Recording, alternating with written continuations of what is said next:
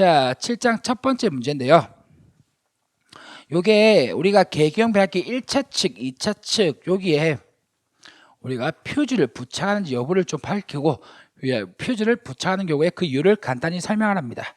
그러면 여기가 보호 계전이 될 것인데요. 보호 계전 방식. 그래서 주보호가 있고 후비보호가 있다라고 얘기하지 않습니까?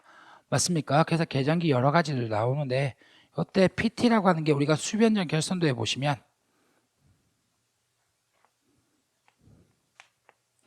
요게 PT가 되겠습니다. PT 2차 측은 몇 볼트? 110볼트죠.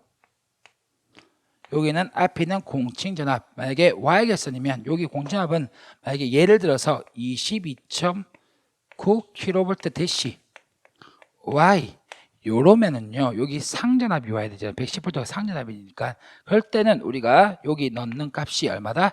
우리가 22.9를 루트 3으로 나눠야 돼요.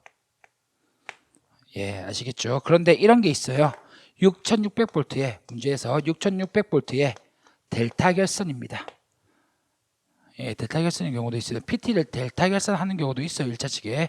그렇기 때문에 그때는 우리가 성간접과 상접이 어떻다?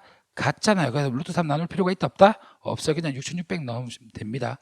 그래서 이 PT가 어떤 결선이냐에 따라 가지고 우리가 달라지는데 PT가 Y 결선이면 PT가 1차 측이 Y 결선이면 이렇게 넣으셔야 되고 PT 1차 측이 델타 결선이면 얘도 PT도 변압기라고 했어요. 그래서 그거에 따라서 다르게 할 거고 PT 표현할 때는 상대 상으로 표현합니다. 1차 상전압 대 2차 상전압으로 표현을 합니다. 알아주셨으면 좋겠고 여기에다가 우리가 퓨즈 설치하잖아요. 그래서 대표적으로 PF 또는 COS 이렇게 설치하는데 이게 1차 측만 보신 분도 있겠지만 실제로는 2차 측의 계전기라든지 우리가 계기라든지 이런 것들이 있지 않습니까? 이런 것들이 이 PT의 부하가 되는 거거든요. 근데 이런 것들이 내부 고장이 발생해 가지고 내부에 단락 사고가 생기거나 이렇게 될 수도 있기 때문에 여기에도 원래는 퓨즈를 설치를 해야 돼요.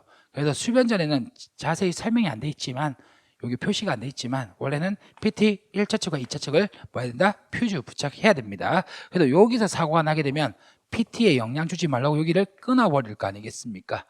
맞죠? 그리고 PT 자체가 고장나게 되면 전선로에 개통에 유입되지 않도록 여기서 끊어버릴 거 아니겠습니까?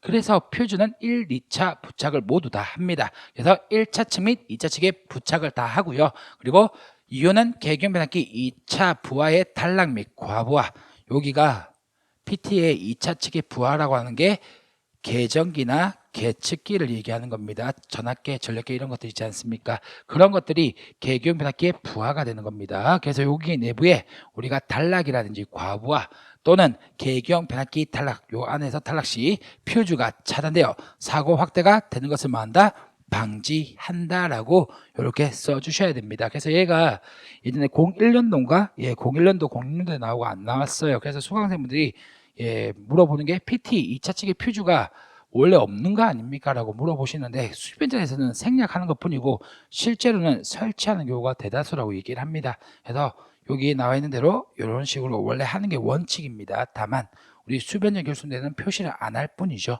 안 할 뿐이죠. 그리고 제가 봤을 때는 퓨즈 2개 부착하는 것보다 어차피 PT 가격이 그래 비싸지 않는다고 가정하면 얘만 녹아도 되잖아요. 그래서 설치를 안 하는 경우도 있다라고 얘기합니다. 그래서 원래는 예, 규정상은 1, 2차 둘 다 부착을 하셔야 되겠습니다. 그래서 요거 반드시 챙겨가 주셨으면 좋겠어요.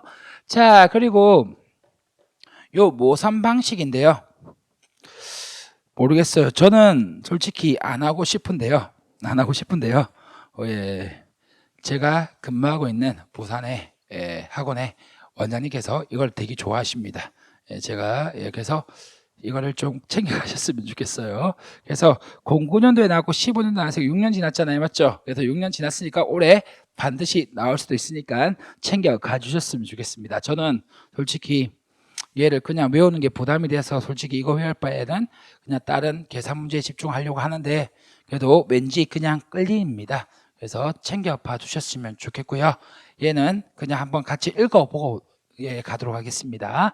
자, 그래서 발전소 및 변전소에 사용되는 다음 각 모선 방식에 대하여 설명하라고 했는데 전류 차동이 있고요. 일단 뭐가 있는지 알아야 되니까 전류의 차로 동작하는 개전 방식이고요. 그리고 전압의 차로 우리가 동작하는 개전 방식이 있고, 그리고 위상 비교. 그래서 1, 2차 위상이 다른지 아닌지 뭐 이런 거, 그리고 방향이죠. 오탑니까? 거기 방향이라 돼 있는데 방향입니다. 그래서 방향이 되겠습니다. 여러분들은 제가 수정해서 드릴 거니까. 자, 그래서 우리가 전류 차동 개전 방식 보면 얘가 수강생들이 많이 질문하시는 게 이겁니다. 둘 다 CT 설치하는 건데 여기 차동 접속까지 똑같아요.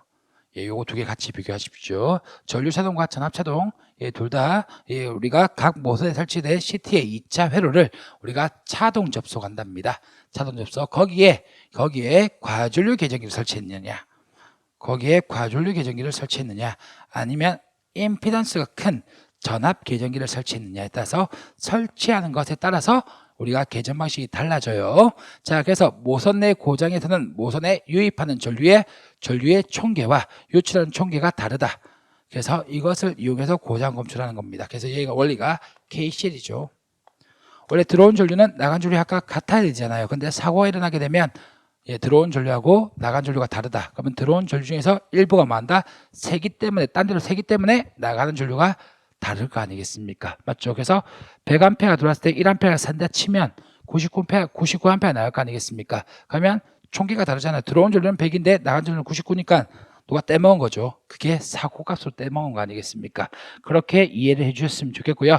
자, 두 번째, 얘는 우리가 모선 내 고장에서는 계전기에 큰 전압이 인가되어서 그래서 동작하는 방식이라 얘기합니다. 그래서 부담스러우시겠지만 꼭 외워주셨으면 좋겠어요. 자, 올해는 꼭 외워주셨으면 좋겠습니다. 자, 세 번째는 위상 비교 계전 방식이 될 것이고, 모선에 접속된 각 회선의 전류 위상. 그래서 이 말이 꼭 들어가야 되겠죠. 전류 위상을 비교하는 거라다. 그래서 우리가 모선 내 고장인지 외부 고장인지 판별한다. 그래서 내부 고장인지 그리고 외부 고장인지 판별하는 방식이다. 이렇게 봐주시고요. 그 다음에도 한번 읽어봐 주시면 모선에 접속된 각 회선에 전력 방향 계전기 또는 거리 방향 계전기를 설치하여 어떤 걸 설치하는지도 적어 주셔야 됩니다. 그래서 모선으로부터 유출되는 고장 전류가 없는데 어느 회선으로부터 모선 방향으로 고장 전류의 유입이 있는지 파악하여 모선 내 고장인지 외부 고장인지 둘 다 내부 고장인지 외부 고장인지 이 두 개는 내분지 외분지를 구분하는 거 아니겠습니까? 그래서 비교를 하셔가지고 정리를 해 두셨으면 좋겠습니다. 자, 이거는 제가 별표 칠게요. 여기서 부담스러우시더라도 이건 언제 하느냐? 시험 전날에. 딱 시험 전날에. 왜냐면 지금 해놓으면 까먹거든요. 그래서 시험 전날에 공부할 거 없을 때 한번 챙겨가 주셨으면 좋겠습니다. 시험 당일날 챙겨가면 긴장도 되고 다른 것도 해야 될 게 많으니까 여기서 시험 전날에 마지막으로 카운팅 해주시는 거 그렇게 해주셨으면 좋겠습니다. 자, 그 다음 문제로 가서 아날로그형 계전기와 비교할 때 디지털 계전기의 장점 5가지 쓰랍니다. 그래서 아날로그형은 아날로그, 디지털 요 차이는 일단 이런 식으로 보면 돼요. 아날로그는 전화기로 얘기하죠. 전화기. 우리 예전에 그냥 버튼 눌러서 하는 전화기 있잖아요. 맞죠? 그거를 아날로그 형이라고 보고, 우리 요새 휴대폰 있잖아요. 맞죠? 그래서 뭐 아이폰이라든지 갤럭시라든지 이런 폰 있잖아요. 그런 것들을 디지털 형이라고 보게 되면 아무래도 우리가 집에 있는 전화기 좀 컸잖아요. 제 손바닥보다 더 컸어요. 근데 요새 전화기 휴대폰 제 손바닥보다 작아요. 그래서 일단 소형화가 되는 거 아니겠습니까?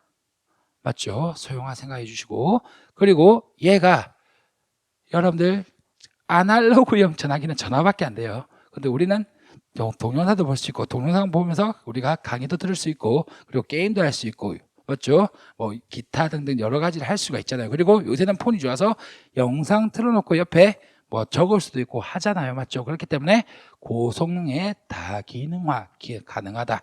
이렇게 봐주시고, 세 번째, 아무래도 얘가 전화 같은 경우는 버튼이 안 눌러질 때가 있어요. 요새 좀 젊으신 분들 사용 못 해봤을 수도 있는데, 우리 선배님 무슨 말인지 알 겁니다. 그래서 이게 오래 쓰다 보면 버튼이 잘 안 눌러지는 경우가 있어요. 근데 얘는 뭐 거의 다 되죠. 그래서 신뢰도가 높다라고 보시면 되고, 그리고 여러 가지로 다 쓸 수, 전화기는 아날로그형 전화기는 전화기밖에 안 돼요. 근데 얘는 여러 가지 쓸 수가 있잖아요. 요새는 뭐 합니까? 예, 고시즌이라고 얘기하죠. 예, 고시즌이라고 해서 고시즌 가지고 뭐 하냐? 휴대폰으로 우리가 QR카드 요거 사진 찍게 해가지고 인식할 수도 있잖아요. 그래서 꼭 전화기가 아니더라도 다른 데 쓸 수 있으니까 융통성이 좋다라고 보시면 되겠고, 그리고 다섯 번째, 변성기의 부담이, 아날로그는 크기 때문에 우리가 부담이 좀 크다라고 보는 거고, 부담이라고 한 게 제가 용량이라고 했어요. 그리고 디지털 같은 경우에는 우리가 작으니까 전력 소모도 적거든요. 그래서 부담이 작아진다, 이렇게 봐주시면 감사하겠습니다. 자, 그래서 조금만 더 보고 마치죠. 자, 그래서 보호계정기의 기억작용이라고 하는 거 한번 읽어 보셨으면 좋겠습니다. 그래서 지금 제가 문제 3번, 문제 4번, 문제 5번 같은 것들을 한 번씩만 나왔어요. 그래서 제가 봤을 때 이런 문제들은 예, 만점 방지용 혹은 합격자, 비합격자 나누려고 좀 나누는 그런 문제 같습니다. 그래서 한 번 나온 거기 때문에 저는 솔직히 이런 것들이 마지막 시험 전날에 외우는 게 좋지 않을까 싶어서 저는 뒤로 빼두는데, 수강생분들이 정리본 달라고 얘기하니까 어쩔 수 없이 하는데, 저 같으면 이런 거 버려요. 근데 제가 걱정스러운 게 버리라고 하는데 그 문제가 나오면 또 제욕하실 거잖아요. 그래서 일단 정리는 해드렸습니다. 그래서 제가 요새는 이거 안 나옵니다, 이 말 잘 안 해요. 왜냐면 상기가 CBT로 바뀌면서, 그리고 시험이 계속 어려워지면서 이런 문제 안 나옵니다라는 말보다 출제 확률이 떨어진다, 이 말을 하는 게 낫거든요. 그래서 지금 문제 3번, 4번, 5번 같은 경우에는 출제 확률이 떨어질 것 같습니다. 그래도 3번은 제가 설명을 드렸잖아요. 그래서 이렇게 생각해서 좀 암기해 주시고요. 전화기 생각해서. 자, 그리고 네 번째, 기억작용이라는 거는 한번 읽어봐 주셨으면 좋겠습니다. 그리고 다섯 번째는요, 얘도 나왔을 때 영상 전류 검출하는 방법 세 가지만 쓰라고 했는데 그냥 암기 부탁드리도록 하겠습니다. 자, 여섯 번째, 우리가 보호기전기에 필요한 특성 네 가지. 그래서 아무래도 우리가 감도가 예민하고 속도가 빨라야 되고 신뢰성이 우수하면 우리가 고장 선택을 잘해야 될 거 아니겠습니까? 선택지락 기전기 같은 경우에는. 그렇기 때문에 네 가지, 그래서 우리가 알아줬으면 좋겠습니다. 자, 그래서 우리가 이렇게 해서 할 것이고, 저는 다음 시간에 뵙도록 하죠. 이런 것들도 뭐 즉흥적으로 감속, 신선 이렇게 해주시면 되겠죠. 그래서 앞글자 해가지고 외워주시고도 나쁘지 않겠죠. 근데 한번 출제된 거기 때문에 제가 그렇게 강조는 안 하도록 하겠습니다.